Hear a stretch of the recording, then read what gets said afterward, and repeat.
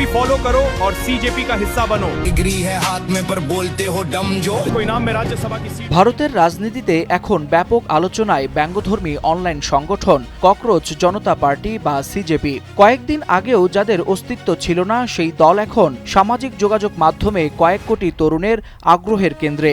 অনেকেই এটিকে ভারতের জেনজি প্রজন্মের নতুন ধরনের প্রতিবাদের ভাষা হিসেবে দেখছেন, যা ক্ষমতাসীন ভারতীয় জনতা পার্টি বিজেপিকে নতুন এক চ্যালেঞ্জের মুখে ফেলেছে। अबे पहले अपनी आम आदमी पार्टी तो बचा ले, चल हट।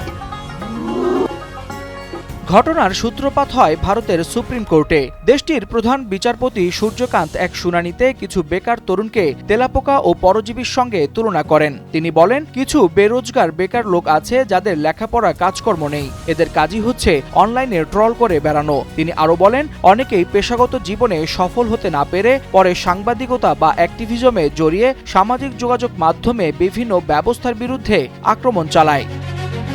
প্রধান বিচারপতির এই মন্তব্য প্রকাশ্যে আসার পরপরই শুরু হয় তীব্র প্রতিক্রিয়া। সামাজিক যোগাযোগ মাধ্যমে হাজার হাজার তরুণ নিজেদের ক্ষোভ প্রকাশ করতে থাকেন, আর সেখান থেকেই জন্ম নেয় ব্যঙ্গধর্মী সংগঠন ককরোচ জনতা পার্টি বা সিজেপি। তেলাপোকাকে প্রতীক বানিয়ে গড়া এই অনলাইন আন্দোলন খুব দ্রুত ছড়িয়ে পড়ে ভারত জুড়ে। ছোট ভিডিও, ব্যঙ্গাত্মক পোস্ট, মিম আর কৌতুকের মধ্য দিয়েই তারা তুলে ধরছে বেকারত্ব, দুর্নীতি, জীবনযাত্রার ব্যয় বৃদ্ধি এবং রাজনৈতিক হতাশার মতো বিষয়গুলো। তারা বলছে, নাগরিকদের কাজ দেয়া, চাকরি দেয়া, রোজগারের ব্যবস্থা করা সরকারের দায়িত্ব। যেহেতু টানা 3 বারের মতো ক্ষমতায় থেকেও হিন্দুত্ববাদী ভারতীয় জনতা পার্টি এটা করতে পারে নাই, সুতরাং এর দায় সরকারের। তবে সবচেয়ে বেশি আলোচনায় এসেছে তাদের সামাজিক যোগাযোগ মাধ্যমের জনপ্রিয়তা।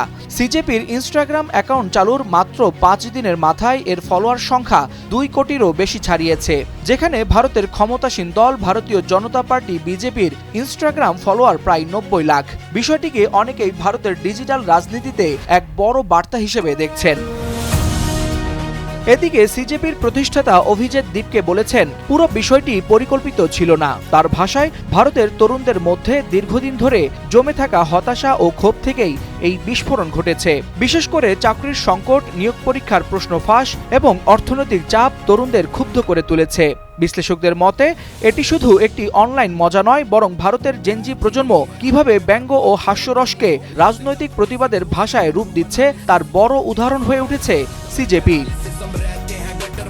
তবে এই আন্দোলন নিয়ে পাল্টা সমালোচনাও আছে। বিজেপি সমর্থকদের একাংশ বলছেন, এটি বিরোধীপন্থী একটি ডিজিটাল প্রচারণা ছাড়া কিছু নয়। তাদের দাবি, অনলাইনের জনপ্রিয়তা বাস্তবে রাজনৈতিক শক্তিতে রূপ নেবে না। কিন্তু এরই মধ্যে নতুন বিতর্ক তৈরি হয়েছে সিজেপির এক্স অ্যাকাউন্ট বন্ধ করে দেয়াকে কেন্দ্র করে। যদিও কিছু সময়ের মধ্যে তারা নতুন অ্যাকাউন্ট খুলে আবারও পোস্ট দেয়, তেলাপোকা ফিরে এসেছে।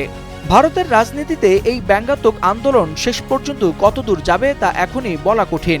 তবে একটি বিষয় স্পষ্ট হয়ে উঠেছে, সামাজিক যোগাযোগ মাধ্যমের এই যুগে তরুণদের ক্ষোভ আর আগের মতো চুপচাপ নেই। যে কোনো সময় যে কোনো কিছু ঘটিয়ে বসতে পারে দেশটির জেনজি প্রজন্ম। Waliul Hasnat, Times today.